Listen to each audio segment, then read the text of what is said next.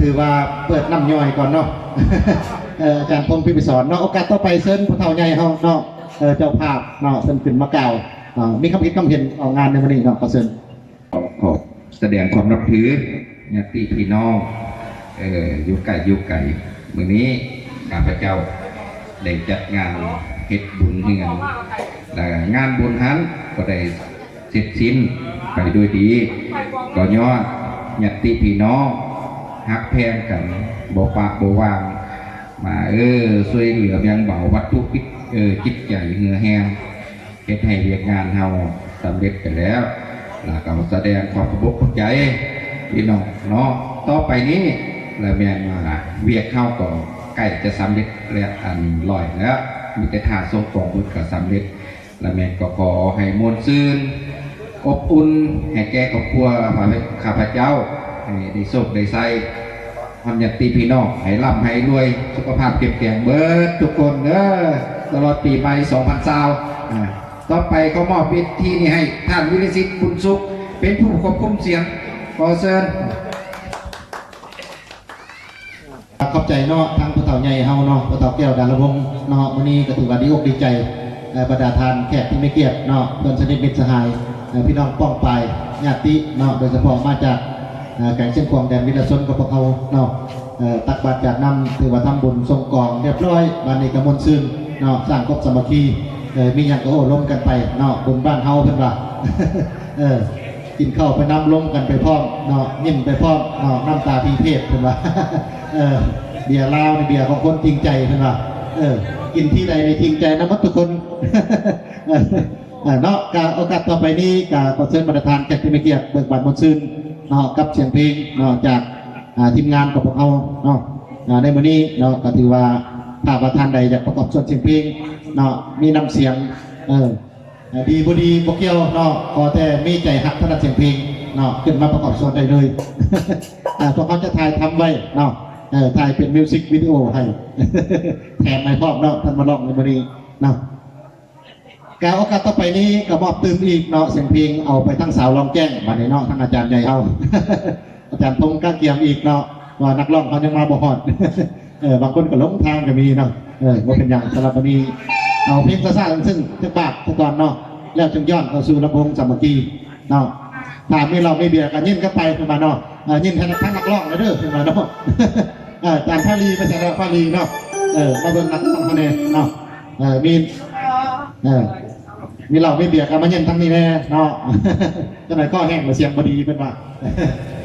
เนาะ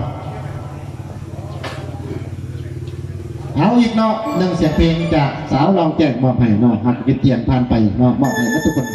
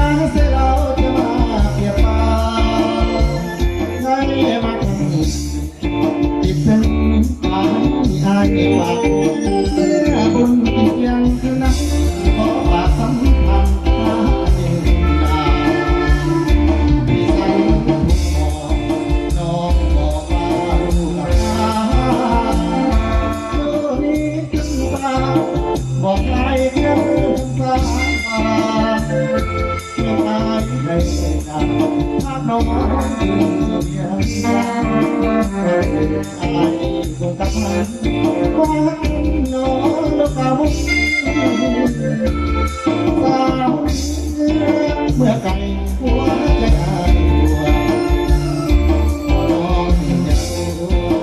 อย่าลวงอาย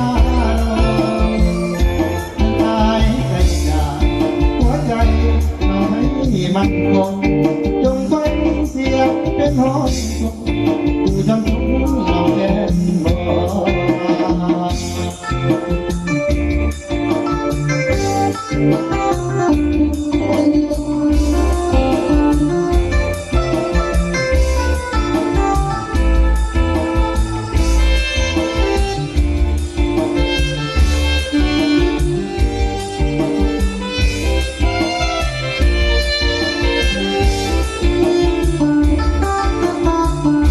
พี่สั่งผู้หอน้องบอกว่าลูกกา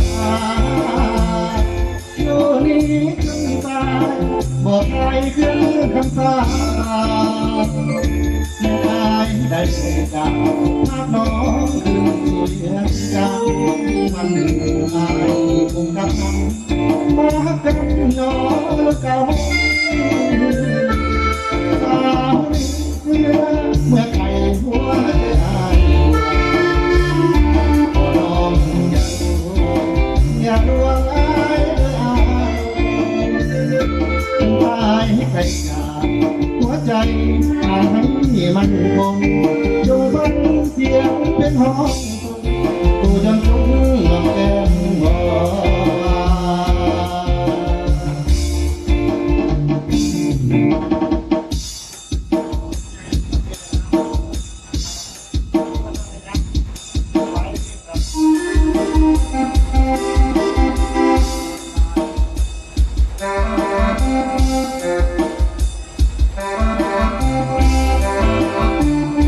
เอาตอนนี้จะสิบเพลงเนาะตอนนี้สัมภาษณ์ยอดตั้งภาคใต้เนาะสีมันดอนเด่นงามเลยเนาะปากให้เนาะ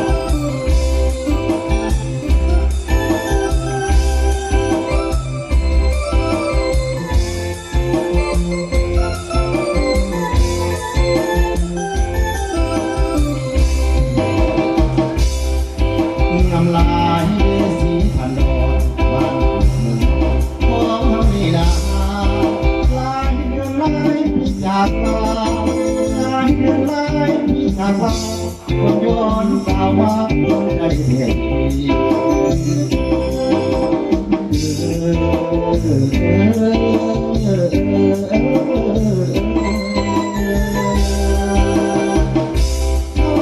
แผ่นดินกสินบ้านเมืองเสียงกำลังสีพันดอนเสียงกำลังสีพันดอนแม่ได้จากจอมก็บ่ลืมลาสีพันดอนทิ้งทางบ้านแม่เฮานาตอนพระเป็นนักรำสนามคนใกล้ภาษาเราใจผู้อาคาสีพันดอนจงหัวหน้าดาวไปรวมใจทำบ้านเป็นเมืองให้เมืองเย็นสุขีดินแดนที่ฮักแห่งนี้ให้อยู่สุขีวัฒนธรร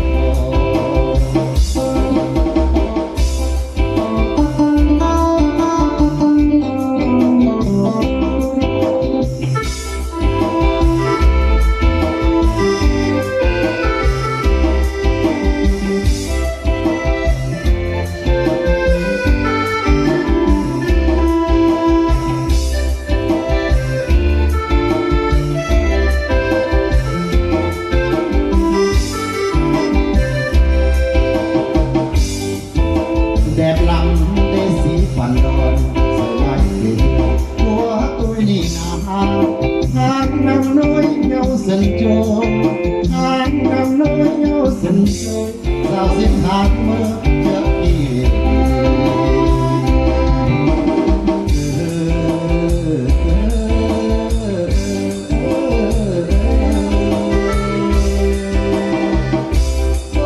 ตัวเทียมตัวเทียมตัวเทียมตัวเทียมอย่างเดียวเทียมสัญญาสีพันดอนเทียมสัญญาสีพันดอนการสาบานนั้นด้วยกับคนเป็นสี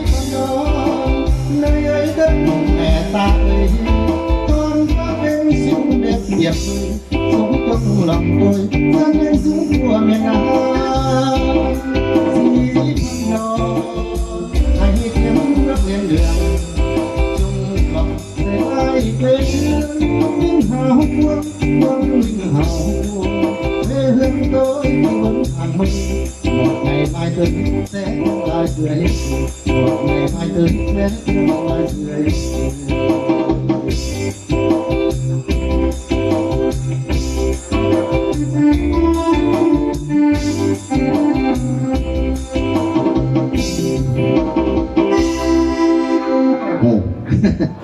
อันนี้เท่าแก่จีนมันเริ่มลงมือเลยเนาะปฏิบัติตามมติแล้วเพิ่นเอาเฮ็ดในแก่นมาหาลาง6ลางเนาะ7ลางมันคือฮอต10เพิ่นก็บ่ฮู้อันนี้เท่าแก่ไม่เนาะเท่าแก่เฮ็ดในแก่นเนาะทางใจเนาะทางใจนี่ถือว่าเป็นลูกหลานของพวกเขานี่แหละเนาะถือว่าบ่ธรรมดาสำหรับวันนี้เนาะมอบให้เบิกบานบนซึ้งก็จนค่ำพุ่นล่ะเอาต่อไปเชิญอาจารย์พงษ์เนาะมาประกอบส่วนเสียงเพลงอีกเนาะซ้ำฐานนักร้องเข้ามานักร้องวีพีสตูดิโอเริ่มทยอยมาแล้วเนาะวีสอนก่อนปัญญาไลกับมาฮอตอีกแล้วเนาะจะนายแจกเสื้อแจกเสื้อทีมงานเขาถือว่ามีหลายท่านอยู่ตามมาเนาะก็ยังมาประกอบมาถึงเนาะบางเทื่อส่งบายๆเนาะก็สิมาหลายท่านเนาะตอนเช้าเขาก็ยาวไปก่อนเนาะก็เชิญเนาะอาจารย์พงษ์เอาซ่าๆซึ้งๆแค่บาทเนาะส่องเสียงเพลงส่องเนาะมอบให้เนาะ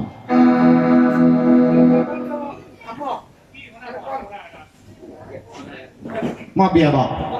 มอบเบียร์ก่อนเนาะมอบเบียร์ก่อนป้อนคำปัญญาอันนี้เป็นบริษัทไปเนี่ยบริษัทไปก่อนบริษัทไม่ปักเก้บริษัทไม่อัดเหล้าจีนจำกัดผู้เดียวสนใจไม่อัดสั่งได้เนาะถือว่าบอกให้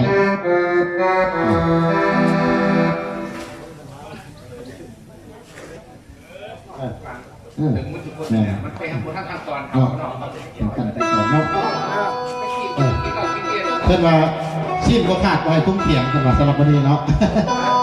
บรรยากาศนักข่าวเขาเนาะนักข่าวเขาปิดกล้องใส่ก่อนเนาะจะข่าวด้วยปิดกล้องใส่ก่อนจักลังหนึ่งมอบเบียร์6 ลังจับมือกันเลยครับจับมือเลยมอบเบียร์เฮนิกันเบียร์เพื่อสุขภาพเบียร์ของคนจริงใจเนาะกินเมาที่ใดจริงใจนะครับทุกคนคือว่าเขาต้องเข้าใจเนาะบรรดาทานบรรดาแขกเนาะสามารถเอาไปชิมได้เลยเห็นว่าเนาะมอบเป็นทางการแล้วแจกจ่ายได้ตามสบายเนาะแถมมาก้อนเองเป็นว่า2 ถุงมันใหญ่เนาะอาจารย์พงษ์เชิญเลยงานเพลงเนาะ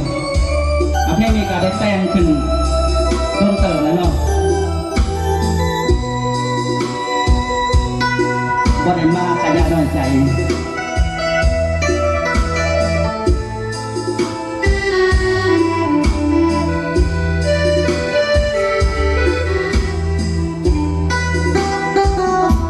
เกิดการยามใดที่ลายไปหาเดินเวลามื้อนี้อาทิสัญญาบ่ได้มาอย่าน้อยใจภาระหน้าที่หาทางหนีออกบ่ได้เป็นเหตุที่สุดวิสัยขอโทษหลายเจ้านายสั่งเด้อนัดกันมาเจออยู่ห้างเฟอตามตลาดหลายครั้งที่อายโทรนามีแนวทางฟังเสมอปานใดน้องลาที่ได้สบตาจังเพื่อตักน้องคิดฮอดนอนเลือว่าโอตักใจเด้ออีแฟนอากันอยากฟังเสียงใจแล้วอายสิโทรไปหายามบ่เห็นหน้าเม็ดมาสิอยู่ใกล้กันเติมคำหวานผ่านมือถืออดอ้อยใจหน้าล้อเป็นจอยามใดบังสิ่งให้ใกล้น้องคือเก่ามื้อนี้ถึงฟังก็บ่ต้องเหงาดอกลาใส่มือถือเป็นผู้ลาชื่อสันมาแทนสองเงาสัญญาตัวนอก เก่ามืออื่นหนาอายเฝ้าแล้วแต่เจ้าที่ลงโทษลา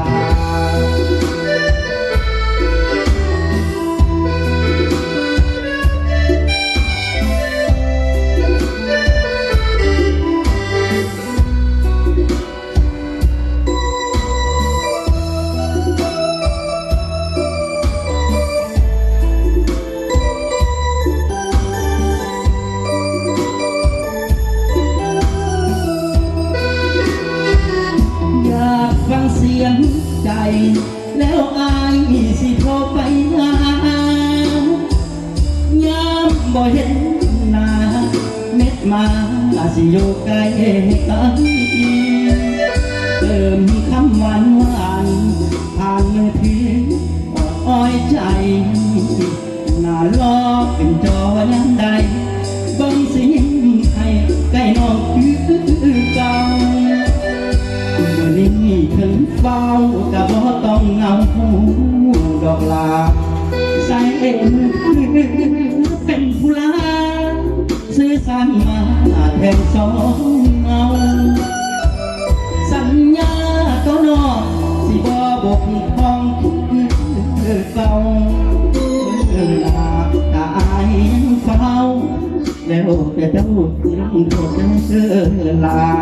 เมื่อนาอายผิดสัญญาให้เจ้าหาหัวไม่ลดเด้